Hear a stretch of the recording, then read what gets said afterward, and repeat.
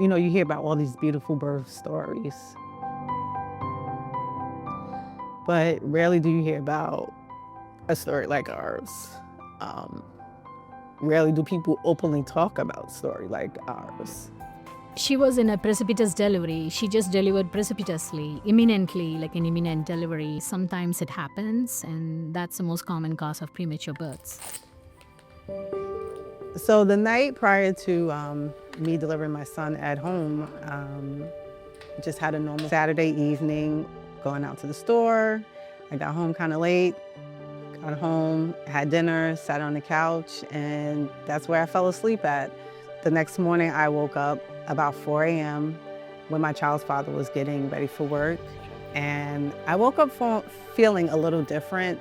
So I went upstairs and jokingly said to him, "I think I'm having contractions." And unknowingly I was. This was November of 2017 and I was due March of 2018. I started to feel a ton of pressure, started to overcome my body. And at that moment I knew something was wrong. And then my water broke. So mom had a prenatal care with the Stony Brook midwives, and her water broke, and then she went into premature labor.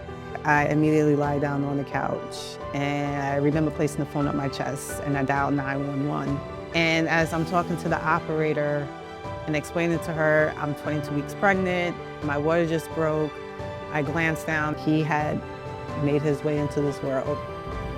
Kareem was born at home, and I do remember this was a Thanksgiving holiday weekend. So the first responding team arrived, and at that time we were still connected by the umbilical cord. She called the EMS, who came, and then they cut the cord.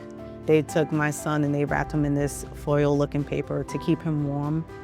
He was not breathing at the time, so they did place a manual breathing bag over him to manually produce air in and out of his lungs.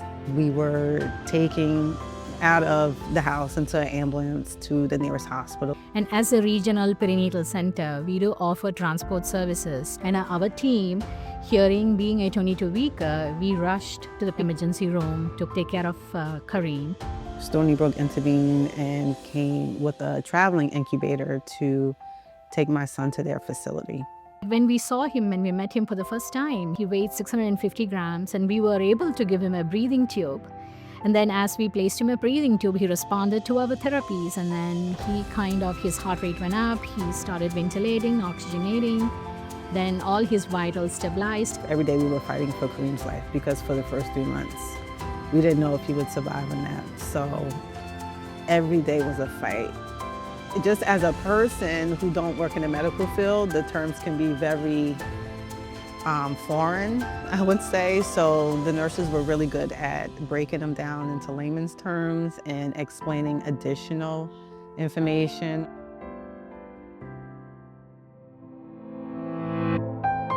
Throughout our experience and journey in the NICU, the doctors and the nurses were simply amazing. They are a godsend.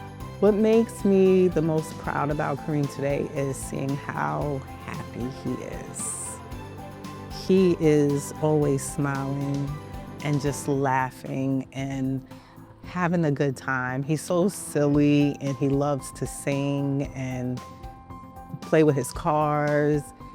The fact that he's so happy after having such a traumatic start of life brings me so much joy.